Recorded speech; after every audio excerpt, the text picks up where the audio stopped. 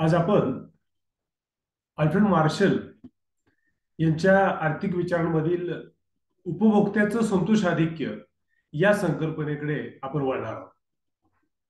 Marshal यांनी अनेक प्रकारच्या आर्थिक विचारांवरती प्रकाश टाकल्याचा आपल्याला लक्षात येतं, परंतु त्यातून उपभोक्त्याचं संतोषाधिक्य ही एक नवी संकल्पना ही त्यांनी मांडलेली आपल्याला पाहायला मिळते. काय आहे उपभोक्त्याचं संतोषाधिक्य म्हणजे नेमकं काय? मार्शलने आर्थिक विकासातील योगदानामध्ये मांडलेली ही संकल्पना अत्यंत महत्वाची आहे आणि ही संकल्पना ही उपयोगितेशी संबंधित आहे. म्हणजे उपयोगितेच्या संख्यात्मक मापनाच्या संदर्भामधली ही संकल्पना आहे. उपयोगिता म्हणजे काय तुम्हाला माहिती आहे ना? एखाद्या व्यक्तीला एखाद्या वस्तूपासून मिळणारं समाधान, जो उपभोग घेतो त्यातून मिळणारं जे समाधान आहे त्याला आपण उपयोगिता असं आपण म्हणतो. म्हणजे एखादी गोष्ट उपयोगाची असणं याच्यामध्ये उपयोगिता दडलेली आहे. ओके, आता पुढे जाऊया आपण.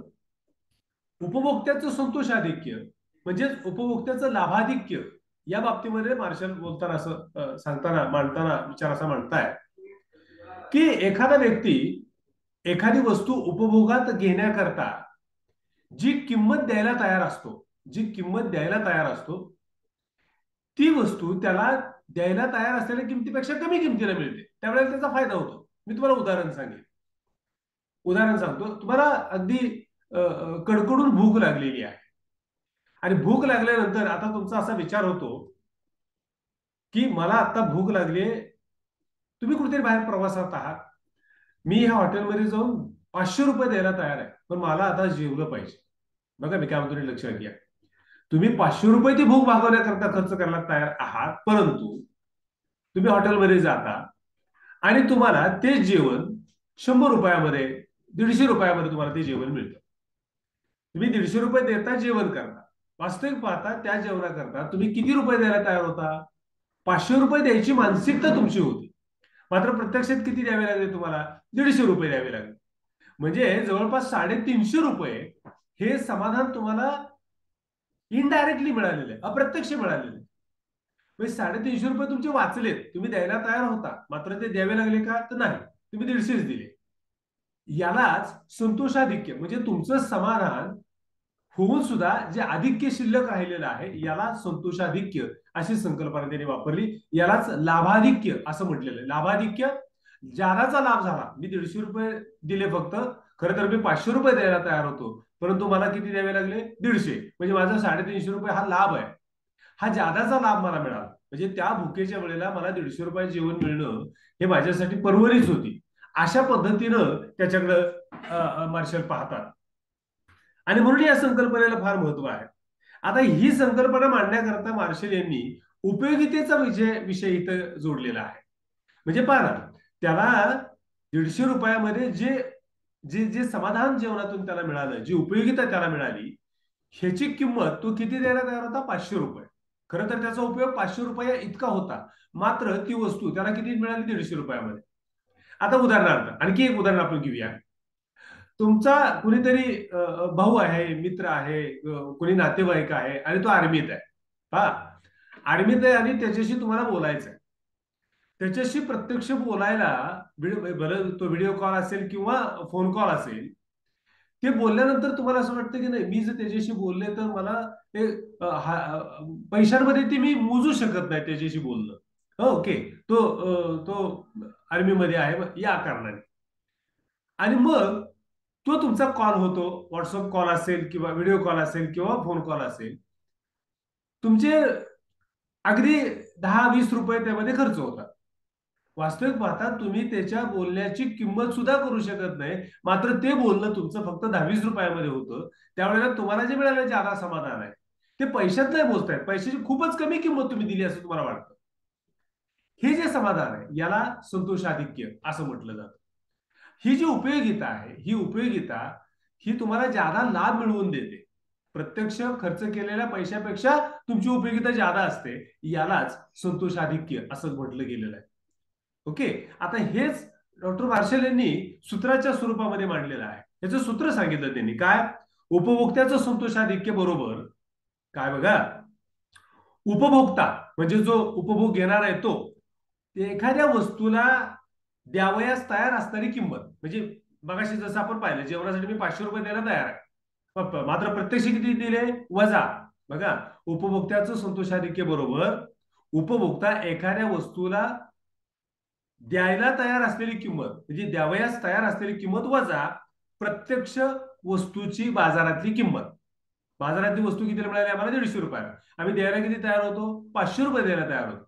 म्हणजे द्यायला तयार असलेल्या किमतीतून प्रत्यक्ष बाजारातल्या किमतीची किंमत वजा केली की जे शिल्लक राहतं ते म्हणजे उपभोक्त्याचं संतोषाधिक्य. इतकं साधं त्याचं सूत्र आहे.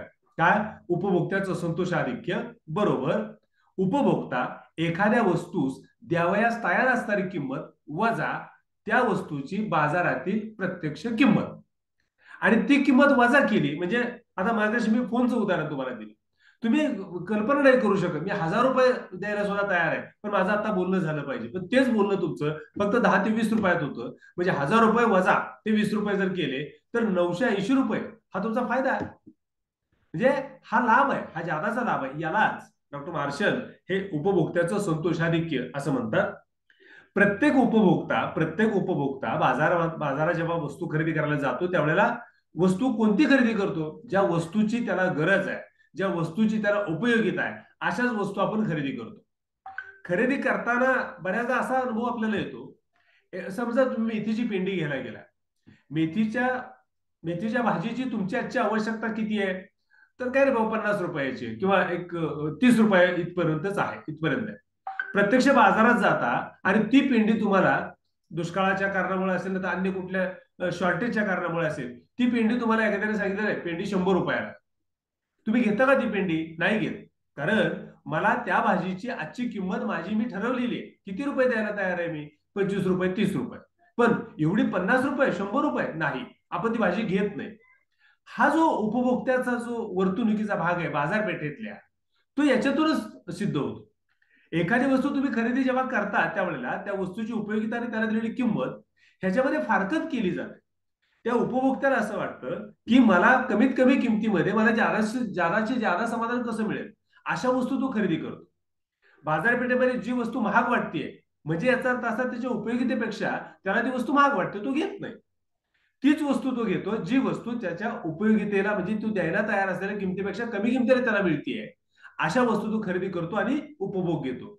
अशा स्वरूपाचा एक वर्तणूक बाजारपेठेमध्ये उपभोक्त्याची राहते. आणि म्हणून अशा पद्धतीची विवेचन करणारा डॉक्टर मार्शल हे एकमेव पहिले अर्थतज्ञ असं म्हणलं तर ते वावगं ठरणार नाही. मार्शल यांनी खरं तर यासाठी काही उदाहरणं दिलेली आहेत. उदाहरणांमध्ये ते देताना असं म्हणतात की समजा तुम्हाला उपवास आहे आणि सफरचंद खायचं आहे. एका सफरचंदाला उपवासा दिवशी तुम्ही 50 रुपये द्यायला तयार आहात. मला आता जर सफरचंद कोणी खायला दिलं तर मी त्याला 50 रुपये देईल, अशी तुमची मानसिकता आहे. इतका इतका उपयोग, 50 रुपये इतका उपयोग त्या सफरचंदाचा तुम्हाला आता आहे. मात्र प्रत्यक्ष ते सफरचंद तुम्हाला 20च रुपयाला मिळतं. बघा, म्हणजे 30 रुपये हे काय? हे जादाचं समाधान आहे तुम्हाला मिळालेलं. प्रत्यक्ष खर्च केले 20 रुपये, मला समाधान मात्र मिळालं 50 रुपयाच. लक्षात आलं? म्हणजे त्या 50 रुपयात 20 रुपये किंमत वजा जाता शिल्लक किती राहिलं? जादाचं समाधान मला किती मिळालं? 30 रुपयाचं. अशा पद्धतीची अनेक उदाहरणं तुम्हाला देता येतात. पण आता त्याच्या पुढे जाऊन हा हा हे जे विवेचन आहे हे घटते सीमांत उपयोगितेच्या सिद्धांतावरती अवलंबून आहे. आता घटती सीमांत उपयोगिता म्हणजे काय? एखादा व्यक्ती एखाद्या वस्तूचा उपभोग सातत्यानं घेत राहिला, म्हणजे एका पाठोपाठ एक त्या वस्तूचे नग सेवन करत राहिला, तर त्याची उपयोगिता प्रत्येक त्या वस्तूच्या नगा पाठीमागे कमी होते. म्हणजे तुम्हाला पहिलं सफरचंद दिलं, बघा सफरचंद पहिल्यांदा खाताय तुम्ही त्यावेळेला त्याची उपयोगिता तुम्हाला जास्त असते. खाऊन झालं, आता तुम्हाला दुसरं दिलं. दुसरं सफरचंद जेव्हा तुम्ही खाता त्यावेळेला पहिल्या सफरचंदाने जे समाधान दिलं ते समाधान तुम्हाला नाही मिळत, ते कमी झालेलं असतं.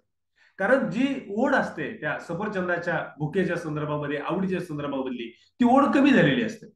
याचाच अर्थ काय? उपयोगिता कमी झाली. तिसरं सफरचंद दिलं, चौथं सफरचंद दिलं, नंतर नंतर तुम्हाला असं वाटतं की नको, मला नको, मला सफरचंद आता खायचं नाही. या मानसिकतेपर्यंत तुम्ही येता. पहिलं सफरचंद खाल्लं त्यावेळेला त्या सफरचंदाची असणारी गोडी, त्याची असणारी आवड ही मात्र चौथ्या सफरचंदाच्या वेळेला राहत नाही. आणि ही जी प्रवृत्ती आहे, या प्रवृत्तीला घटती उपयोगिता, घटती सीमांत उपयोगिता. सीमांत म्हणजे काय? सीमांत याचा अर्थ असा, प्रत्येक नगाच्या शेवटी जी उपयोगिता मिळते तिला आपण म्हणतो सीमांत उपयोगिता. आणि मग प्रत्येक नगा पाठीमागं ही उपयोगिता कमी कमी होत जाते. आणि मग अशा परिस्थितीमध्ये मात्र तो सफरचंद, पहिले सफरचंद मी घेतलं ते 50 रुपये मी द्यायला तयार होतो. बघा नीट लक्षात घ्या, मी किती दिले? 20 रुपये. आज चौथं सफरचंद ज्या वेळेला मी घेणार आहे त्यावेळेला खरं तर मला तेवढी उपयोगिताच नाहीये. मला 10 रुपयाची सुद्धा उपयोगिता नाहीये, आता 5 रुपयाची सुद्धा नाहीये, कारण मला आता खावंसं वाटत नाहीये ते सफरचंद. आणि अशा वेळेला जर तुम्हाला एखादा म्हणला नाही 50 ते 20 रुपयाला आहे, तर तुम्ही म्हणता की नको ते मला. सांगण्याचं तात्पर्य काय? घटत्या सीमांत उपयोगितेच्या सिद्धांताच्या प्रत्ययानंतर एखादा उपभोक्ता बाजारपेठेमध्ये त्याच वस्तूची खरेदी करताना जो निर्णय घेतो, तो निर्णय किंवा ती त्याची प्रवृत्ती ही तर या सिद्धांतातून मार्शलला स्पष्ट करायची. तुमच्या लक्षात आलं? कीर्ती, विद्या? हो सर. Okay, sir. ठीक आहे. थँक्यू.